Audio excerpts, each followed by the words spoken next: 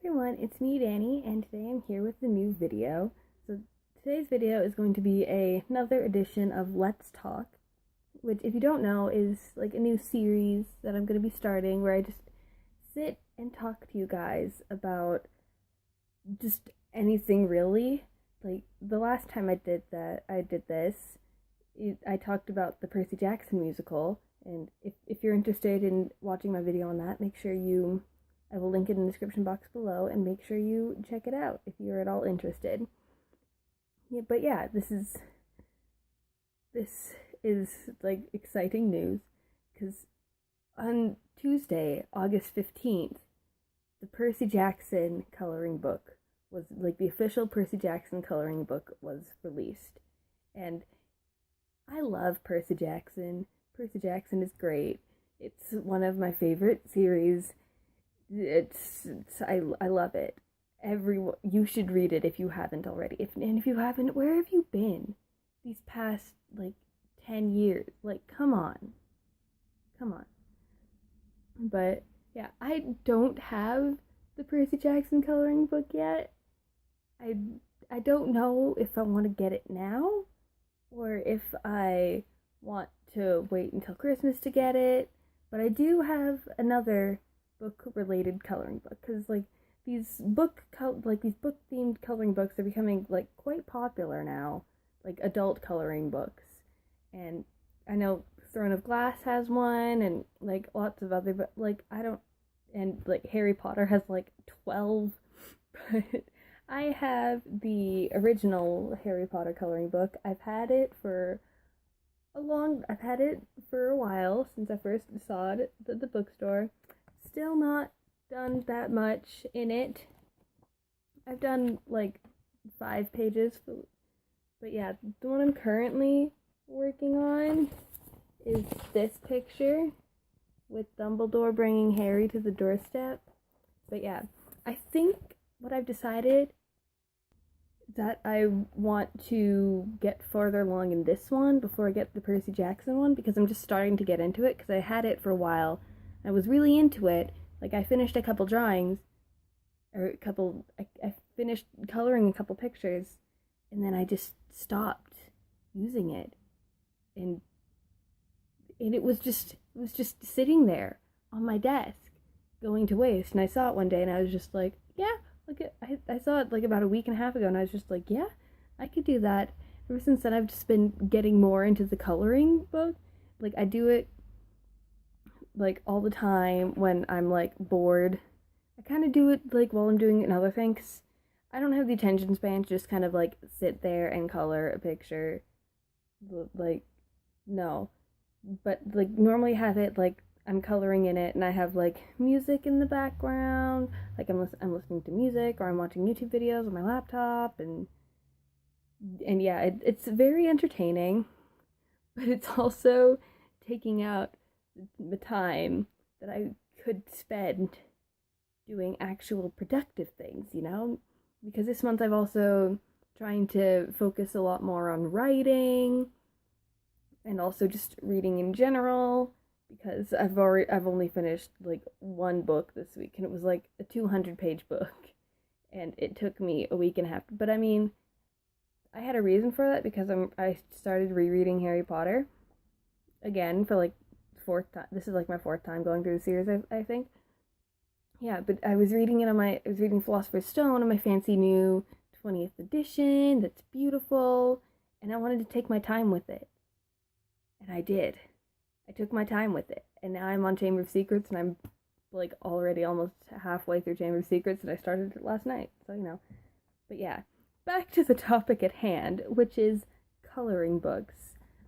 I think it's so cool that coloring books are being made on young adult books, because the majority of these types of coloring books that I've seen have been for young adult novels, and that makes me so happy, because often these are adult coloring books being made for young adult novels.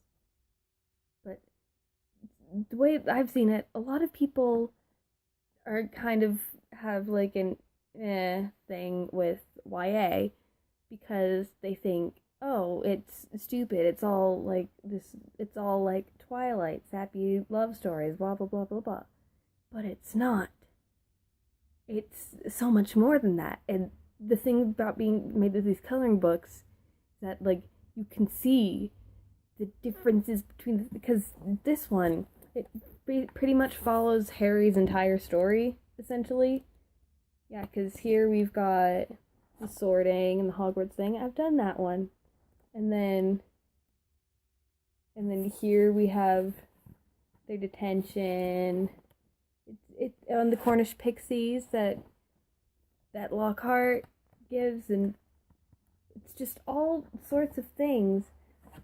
The night bus from third year, Prisoner of Azkaban, and then we've even got in here, where is it? We've got the crest for Beauxbatons, which I thought was really cool, because that's the French school, the French wizarding school, I think, yeah, wizarding school in France where Fleur Delacour goes, and they come and visit. I just hit myself in the face. And they come for I mean, why am I explaining this to you?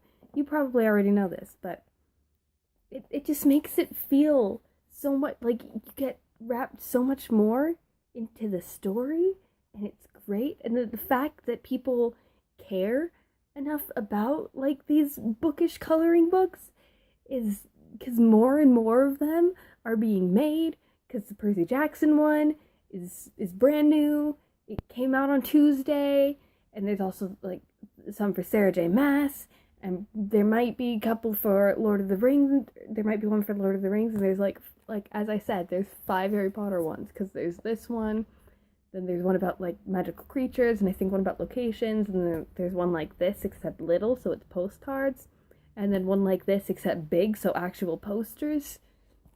And it warms my heart as a book lover, as in case you couldn't tell, but as someone who loves to read YA fiction, like sometimes I have like problems picturing things in my head, like sometimes, not all the time, but these coloring books allow me to be able to like imagine myself in the world in a way that's like actually true to the text. Because movies, it's really hit or miss. Like they can be okay, like the Harry Potter movies, they're decent. Like they're good movies, but they're okay based off of the books. Or we could have like a total failure like Percy Jackson.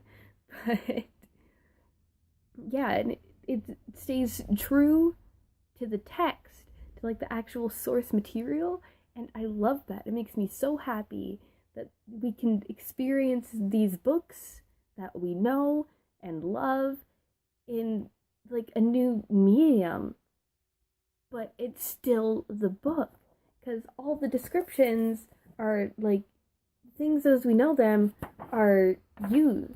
Like this is also like partially like movie based. I'm okay with that, because like there's pictures in the back, like screenshots from the movies, and those are like bases of some of the drawings in here. But but like the casting in Harry Potter was great.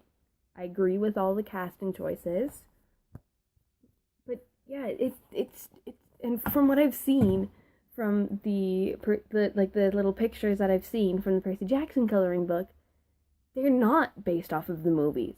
They're based on like the actual descriptions in the books, and that makes me so happy that we get like this true, like this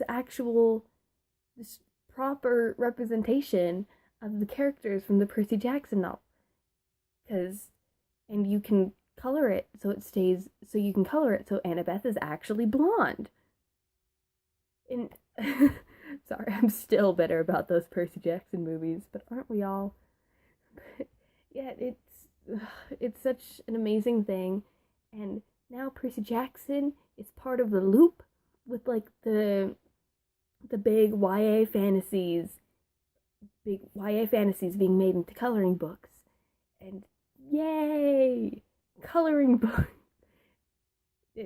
I just love it. I'm so happy. But I'm sorry for this very rambling video. That's okay. That's what this series is going to be all about. Me just talking and letting out all my thoughts on the subject.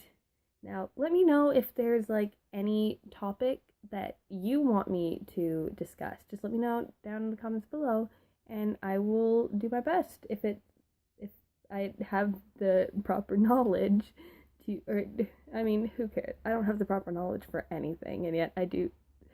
But yeah, if you have any video suggestions, let me know down below, or comment on this video and make sure you give it a thumbs up if you liked it. And if you like seeing my face, make sure you hit the subscribe button down below, and hit that bell icon in the bottom so you'll be notified as to when I post new videos. And I will see you guys all in my next video. Now go home and read a book. Bye.